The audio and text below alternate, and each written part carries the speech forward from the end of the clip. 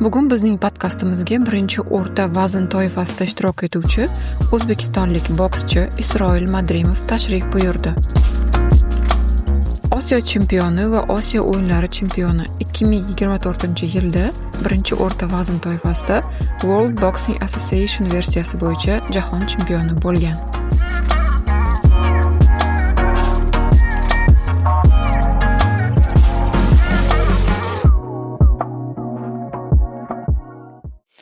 Assalomu alaykum Isroil, rahmat kelganingiz uchun. Biz sizni rosa kutdik komandamiz bilan. Siz hozirgi kunda Amerikada, chet elda juda mashhur bokschisiz. Gollivudda bo'lgan jangni ko'rdik va o'sha jangdan oldin afishalar, hattoki butun shaharda, даже metroda ham siz rasmlaringizni ko'rdik va jang paytida juda mashhur bo'lgan bokschi Terence Crawford bilan jang qildingiz. Jang juda ham zo'r o'tdi. G'alabani ularga berishdi. Nimaga shunaqa bo'ldi? Sizni his-tuyg'ularingiz qanaqa? Umumiy olganda shu jang haqida nimaga deya olasiz va Gollivudda yurganingiz haqida gapirib bering. Alaykum assalom. Endi bu jang mani shu bokschilik faoliyatimdagi eng katta jang bo'ldi. Buni haqiqatdan butun O'zbekiston, butun dunyo tomosha qildi desak ham bo'ladi. Nima deydi, man shu qo'limdan kelganini ringda qildik. Endi bu albatta hakamlarning qarori. Lekin man shu yerda munosib ravishda o'z vatanimizni, O'zbekistonimizni bayrog'ini himoya qilganimdan juda ham xursandman va shu jangdan keyin O'zbekiston qanaqa buyuk davlat ekanligini, unda qanaqa o'g'lonlar katta bo'layotganini ko'pchilik bildi, tushundi va O'zbekistonga boshqacha nazar bilan, boshqacha e'tibor bilan endi qarashyapti. Albatta bu o'z-o'zidan o'zimni xursand qiladi, chunki O'zbekistonda hozirgi kunda boks desa ko'pchilik baribir O'zbekiston boksini ko'ziga keladi. Bunga bitta qismga nima deydi, o'sha qo'shilganimdan juda ham xursandman. Zo'r. O'zi hozirgi kunda ko'proq Amerikada yashaysiz, to'g'rimi? Nechinchi yildan beri? Amerikada endi mashg'ulotga borib kelamiz. 2 oy, 3 oy, 4 oylab o'sha mashg'ulot jarayonlarini o'tkazamiz. Keyin kelib bu yerda tiklanish jarayonlarini o'tkazamiz. 2018dan beri o'sha Amerika Qo'shma Shtatlarida o'z faoliyatlarimizni olib boramiz. Tushunarli. Gollivud yulduzlari bilan ko'p ko'rishgansiz. O'sha jangda ham qarang, bitta rolikingizni ko'rdik. Gala ujin bo'ldi boksdan keyin. O'sha boksga tegishli hamma mashhur odamlar bilan rasmga tushdingiz va biz ham ko'rib hayron qoldik. Bizani o'zimizni o'zbek o'g'loni ham ularning orasida turibdi degan faxr bo'ldi o'zimizda ham. Sizni his-tuyg'ularingiz qanaqa? Chunki biz ko'rdik, juda ham katta ujin bo'ldi va vau deyordi hamma, menimcha. Bu hozirgi kunda mana shu 2 yil bo'ldi, 2-3 yil bo'ldim. Hamma boks yulduzlarini bitta joyda yig'ib, u yerda nafaqat boks, boshqa yulduzlarni ham chaqirib, shoular, shunaqa tadbirlar o'tkazilyapti va 2 yil bo'ldi. Men o'zim ham shu tadbirda qatnashyapman va bundan juda ham xursandman. Oldinlari endi yoshligimizda ko'rardik, o'sha yulduzlarni bitta joyda ko'rish, ularni qanaqadir emotsiyada bo'lishlarini televizorda ko'rardik. Televizor, telefonda yoki. Albatta. Endi hozirda Xudoga shukr, shu yerda qatnashib, shu atmosferada O'zbekiston nomida qatnashish juda ham katta baxt bo'ldi men uchun. Xursandman albatta shunaqa tadbirlarda qatnashganimdan. Nima deydi, buni aytib tushuntira olmaysiz, chunki siz orzu qilayotgan, siz orzu qilgan bokschilar, yulduzlar bilan hayotda ko'rishib, yana ular sizni tanib turib, deb salomlashib, ko'rishib, iliq muomala qilishib, bu umuman boshqacha his-hayajon bo'ladi. Menimcha shu jangdan keyin shunaqa bo'ldi. Ular sizni ko'proq tanishdi shekilli. Albatta, shu jangdan keyin ko'pchilikni e'tiborda bo'ldik va o'sha nima deydi, tanib turib, o'zlari rasmga ham tushaylik degan takliflarni berib qo'yadi. Qoyil. Menimcha chetda masalan Bahodir Jalolov degan boksyor desa, uncha tanishmasa kerak, lekin Isroil Madrimov desa, menimcha ko'proq tanishsa kerak.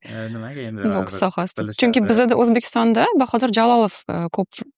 Endi chet elda, Amerikada ko'proq baribir professional boksga ahamiyat judayam Mhm. katta. Mhm. Olimpiadani bilishadi, lekin ko'pchilik e'tibor berib tomosha qiladigan sportlardan bittasi bu professional boks. Да. Qachonki professional boksda siz Amerikada ko'rinish bersangiz, yaxshi o'zingizni faoliyatingizni olib borsangiz, dunyo taniydi. Mhm. Amerika televideniyada chiqdi degani bu butun dunyo Shunaqa. tomosha qildi degan ma'noni bildiradi. Qoyil, zo'r. Sizga The Dream degan taxallus berishibdi. Nimaga? Endi qayerdan kelib chiqdi Endi bu? birinchi borganimizda menejerimiz Aha. o'zidan kelib chiqib The Dream deb atashni boshladi. Shu bo'yi shu to'g'ri keladi senga, mani nazlimda nima deb o'ylaysan, mayli deb o'sha nik deydimi, Да, o'sha nik. nom bilan boshladik va boshlanishimizni o'zini ham shu nima desak bo'ladi, tavakkal bilan boshladik. Katta marralar olingan va ko'pchilik bu tavakkalni qilmaydi. Biz o'zimiz ham birinchi jangni o'zida kamarga va 10 raundli jangga rozilik bildirgan holatda imkoniyatini tekshirib ko'rdik. Chunki asosan professional boksda 4 raunddan boshlashadi bokschilar. Chunki biz har doim mana shu 15 yil davomida 15 yil davomida havaskor boksda tushayotgan bo'lsak, 3 raund tushganmiz. Professional boksga o'tilsa 4 yoki 6 raunddan boshlashadi. U yoqqa o'tishmaydi. Shunga bizni menejerimiz shunaqa bir taklif berdi. Biz ham uni rad qilmasdan qani sinab ko'ramiz o'zimiz degan holatda 10 raunddan boshladik. U juda ham charchatsa kerak ancha u. charchatishdan tashqari katta tavakkal hisoblanadi. Bu chunki professional boksda bitta mag'lubiyatni o'zi katta minus olib kelishi mumkin bokschiga. Shu boisdan biz o'sha tavakkal yo'ldan boshlab kamarga qisqa yo'lni tanladik. Agarda oddiy boksyorni oladigan bo'lsak, kamida 20 ta, 25 ta jangdan keyin chempionlik kamariga urishishi mumkin. Bizni o'zbek bokschilarimiz 8 ta, 10 ta, yana 7 tadan keyin chempionlik jangini o'tkazgan. O'sha biz iloji boricha hech kim qilmagan tavakkalli yo'ldan yurgan holatda chempionlik janglariga o'tkazganmiz. Qoyil, juda ham zo'r narsalarni aytib berdingiz. Qarang, shunda 35 million aholi ichida mana siz Isroil Madrimov Amerikaga borib shunaqa zo'r natijalarga erishdingiz. Boksyorlar O'zbekistonda ko'p. Mana olimpiadalarga ham qatnashyapti, boshqa narsalarga ham, lekin aynan siz O'zbekistonni rosa tanitdingiz boks sohasida. Nimaga aynan sizda shunaqa bo'ldi? Nimaga siz Amerikaga ketib professional boks bilan shug'ullanaman degan fikrga keldingiz? Endi birinchi navbatda nima deydi, Alloh taolo shunaqa bir martaba, shunaqa hayot yo'limizni bizga bergan ekan, Xudoga shukr qilamiz. Lekin bu natija faqat o'zimniki emas.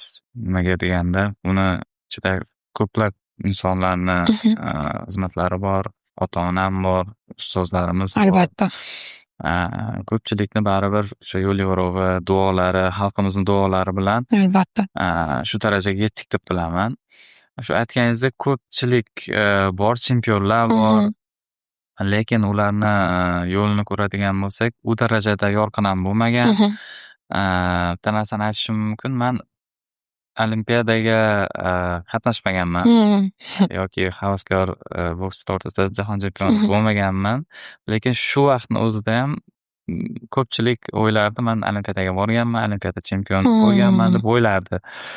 Men to'xtang, yo'q, men jahon chempioni emasman yoki olimpiada chempioni emasman deb aytardim. Siz borgansiz, biz ko'rganmisiz? Yo'q deyman.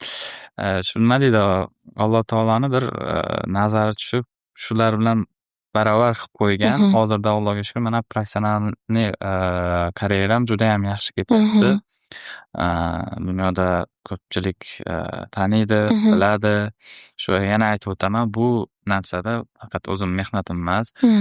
Albatta. Alloh taolo menga shu darajani berib turganiga men albatta Xudoga shukr qilaman va ikkinchi navbatda ota-onam duo qiladi, xalqimiz duo qiladi, ustozlarimiz mana o'zlari to'g'ri yo'l ko'rsatib va biz bilan baravar mehnat qilishyapti.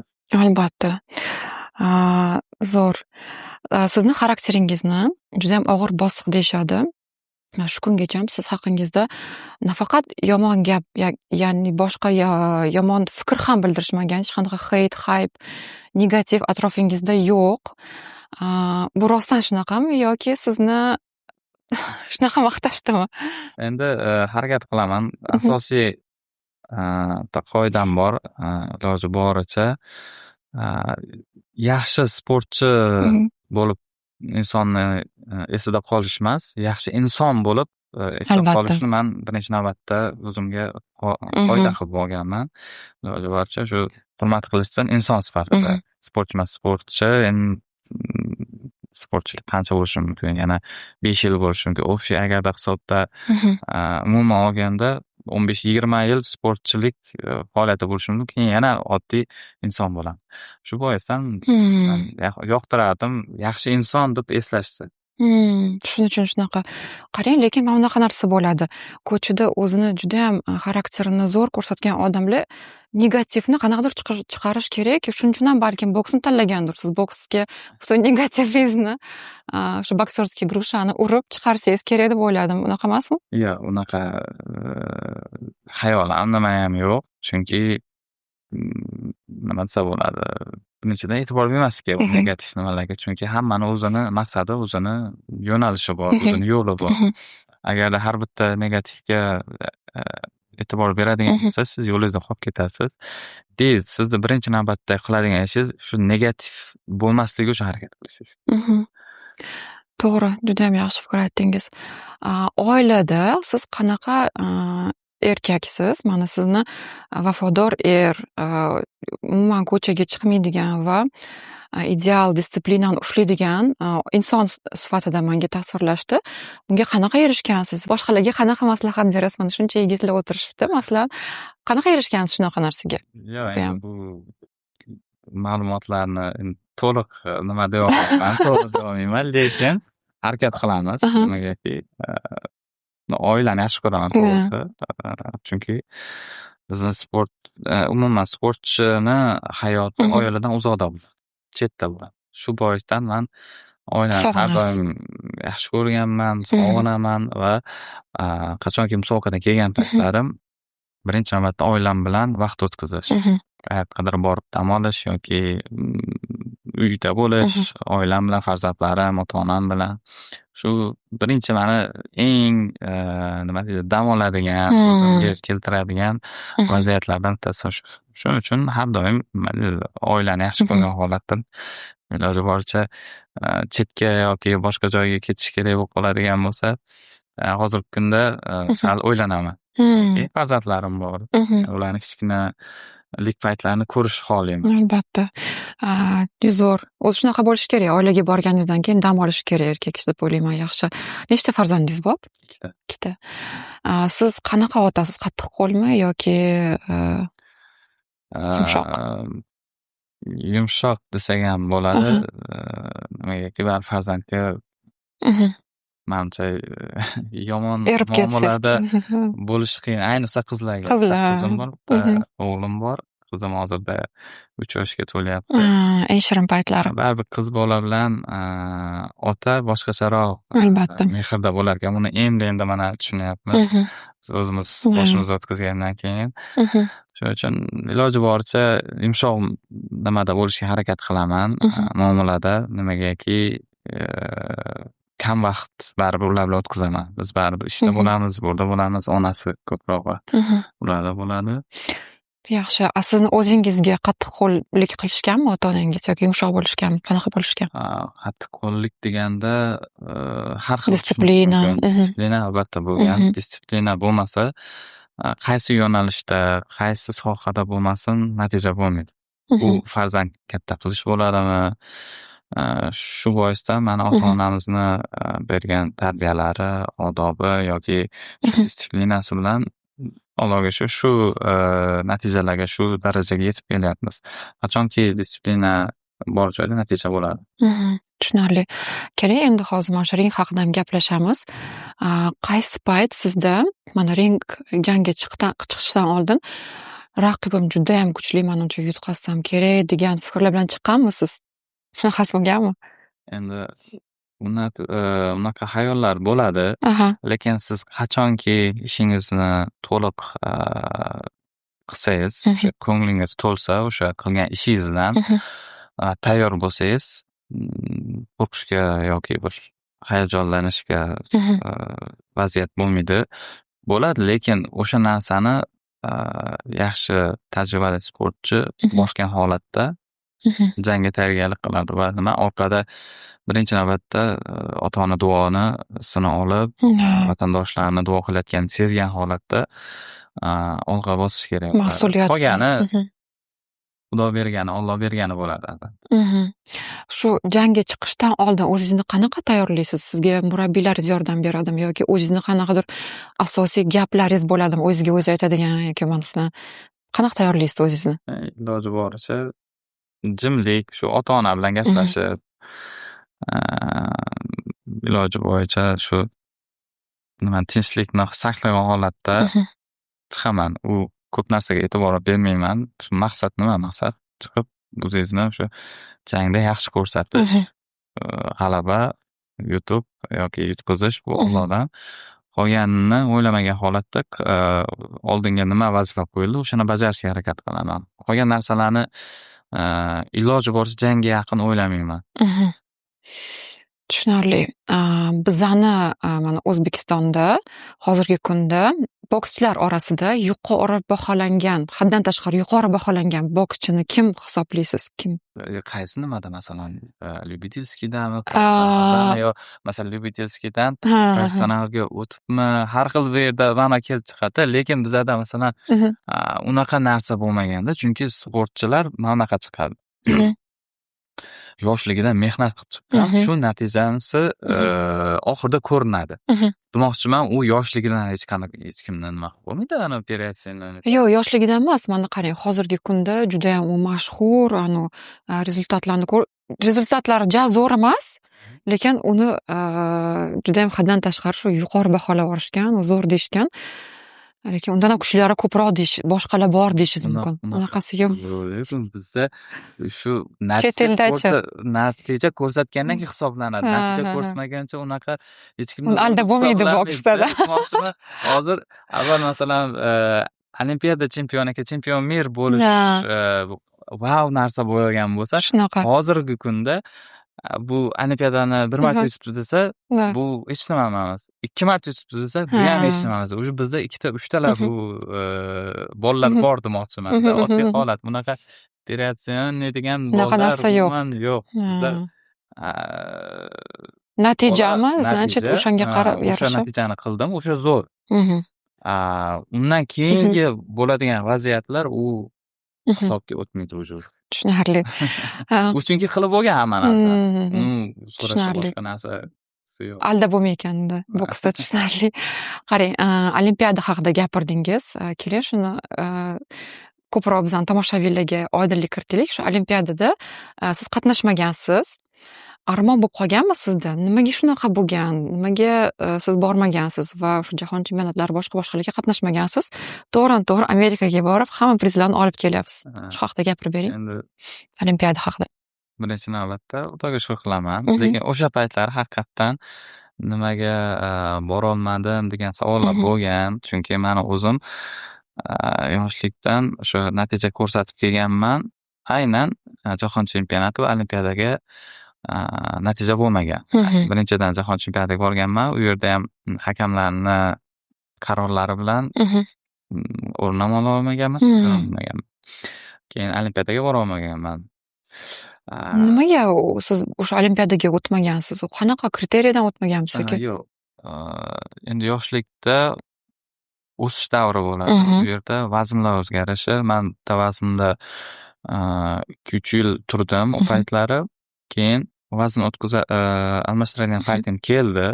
Bu narsani sezdim va shunga qarab natijam ham pasayishni boshladi. O'sha aytganimdek, Osiyo chempionatiga borganmiz. Osiyo chempionatida kutilmagan holatda birinchi jangni o'zida yutqizdim. Chunki o'zimni xatoyim bor, narsani tan olishim kerak. Nimagaki, ko'p vazn tashlaganman va o'zimni imkoniyatlarimni ringda ko'rsata olmaganman. O'shandan keyin kelib turib ham O'zbekiston chempionatiga qatnashdim. Yana shu vaznda qatnashdim va yana yutqizdim. Keyin ustozim bilan to'lqin qilish bilan maslahatlashib, bir haftadan keyin boshqa musobaqaga Qozog'istonga vazn oshirib, o'zgartirib qatnashdim va u yerda yaxshi natijalarni qo'lga kiritdim va shundan keyin mani yaxshi natijalarim yana boshlandi.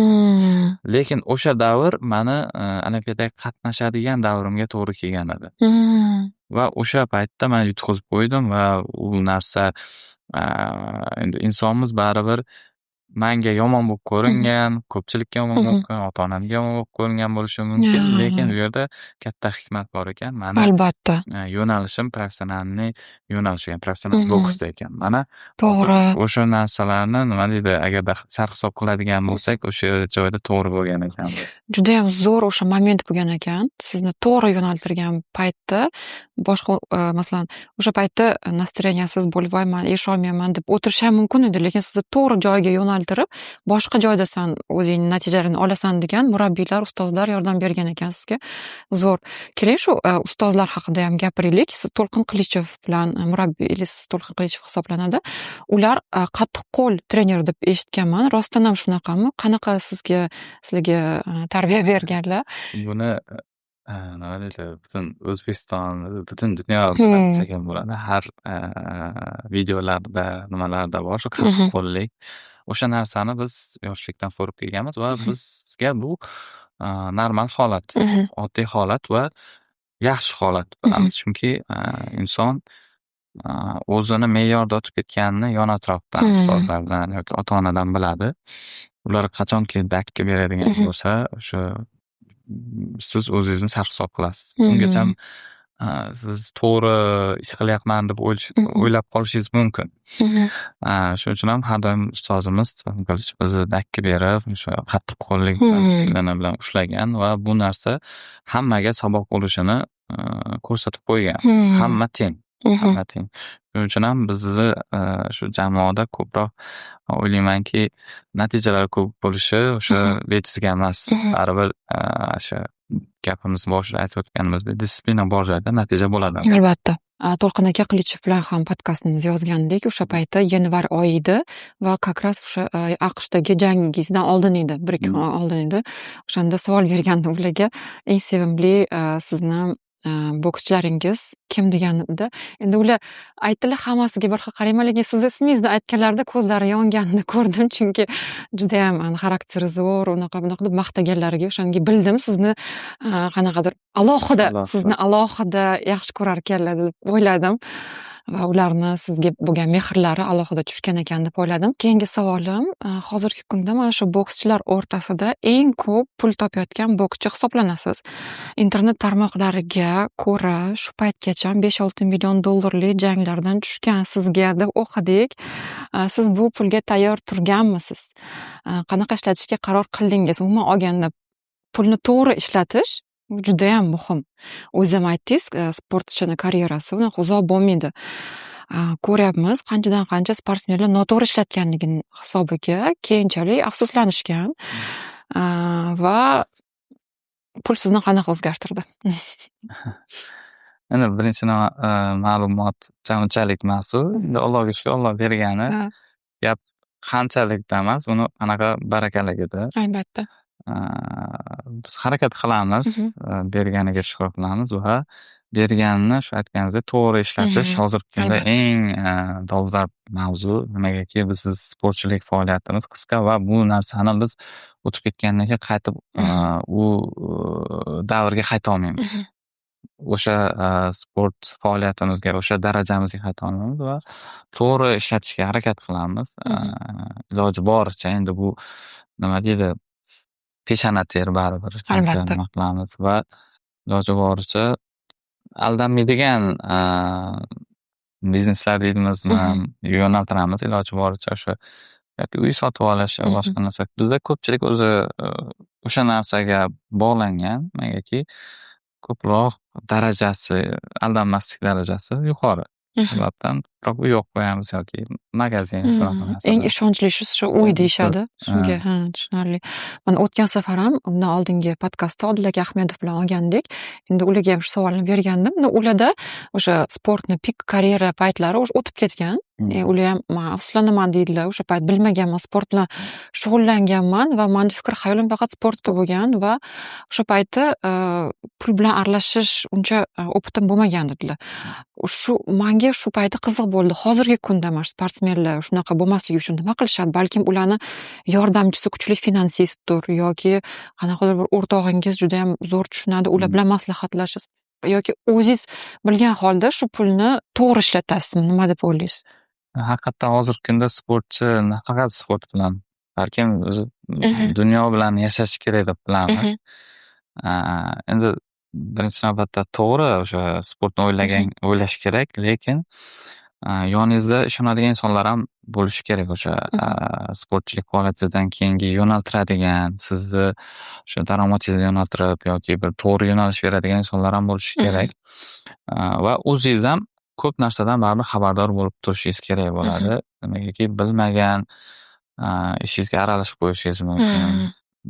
Masalan, insonda ko'pchilik masalan 100% deb turib bitta narsaga kirishi mumkin, lekin u narsada aldov yoki kechikish yoki boshqa narsa bo'lishi mumkin. Shu boisdan o'zingiz ham baribir bexabar bo'lmasligingiz kerak bo'ladi va o'sha narsalarga qiziqish kerak hozirgi kunda. Odil aka haqiqatan to'g'ri aytdilar.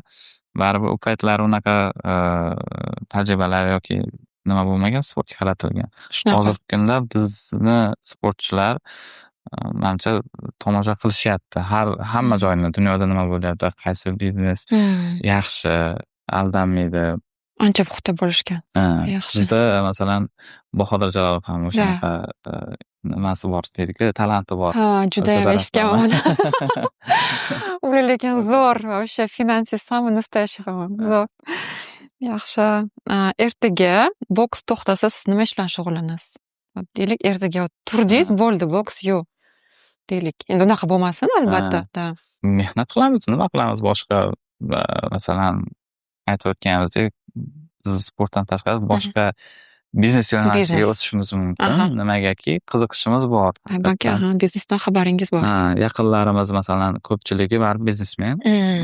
Ularni qilayotgan ishlarini, faoliyatlarini kuzatib boramizda qanaqadir baribir qiziqish uyg'onadi. Chunki bizga u notanish kasb. Shu boisdan biznes ham masalan sportga o'xshagan faoliyat desak ham bo'ladi. Uni masalan ko'rib borasiz, mehnat qilasiz. Qayerdadir tavakkal qilishingiz kerak bo'ladi. Bu siz biznes. Shu boisdan bizga nima deydi, begona emas. Men o'ylashimcha sportchilar qaytanga o'sha riskni, o'sha tavakkalni ko'proq qilishadi, qo'rqishmaydi. Hozir ko'ryapmiz, mana ko'pchilik biznesmenlarning o'zi ham sport bilan shug'ullanib, intervyularni ko'ryapmiz. Sport o'sha tavakkalga yoki qo'rqmaslikka sabab bo'ladi. Zo'r-ku, sportsmenlar значит riskka borishi ham bu sport sababchi bo'lgan ularga.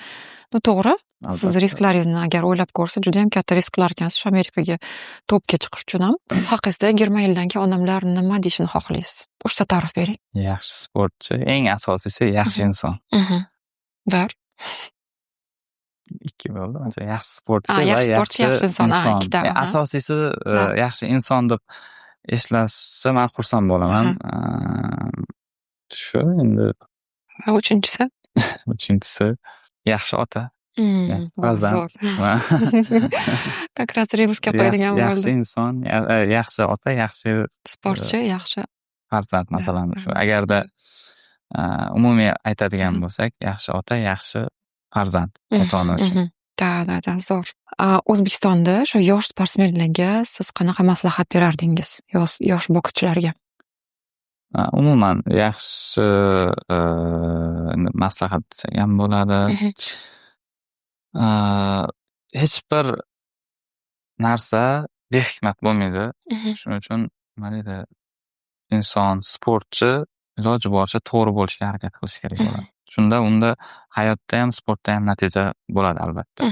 Iloji boricha yaxshi bo'lsin, qolgani Allohdan deb bilsin. Qolgani shu nima deydi, yaratganning o'zini qo'lida hamma narsa. Sizga yomon bo'lib ko'ringan narsa yaxshi bo'lishi mumkin, yaxshi bo'lib ko'ringan narsa yomon bo'lishi mumkin. Shuning uchun nima deydi, o'sha ota-bobolarimiz aytadi, oxiri baxay bo'lsin deydi-yu. Shuning uchun oxirimizni yaxshi qilsin deymiz va sportchilarga ham o'sha iloji boricha faqatgina yaxshi bo'lishini so'rab qolardim. U har qanaqa, u odob taraflama bo'ladimi, sportda bo'ladimi, sportda mehnatini qilsin, odobini, yaxshiligini qilsin, qolgani Xudo xolasa Allohning o'zi berib qo'yadi. U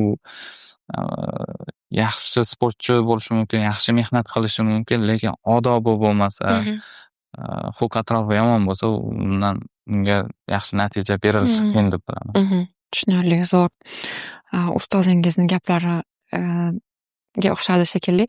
Qarang, yana bitta o'zim bitta savol bermoqchiman. Hozirgi planlaringiz qanaqa? Bo'layotgan yaqin kunlarda qanaqa janglar kutilyapti? Shular haqida aytib bering, biz ham bilaylik. Endi hozir yanvar oyida oxirgi jangimni o'tkazdim. Bu 1 yil bo'ldi. O'tgan jangimni oralig'ini hisoblaydigan bo'lsak, juda qiyin bo'ldi.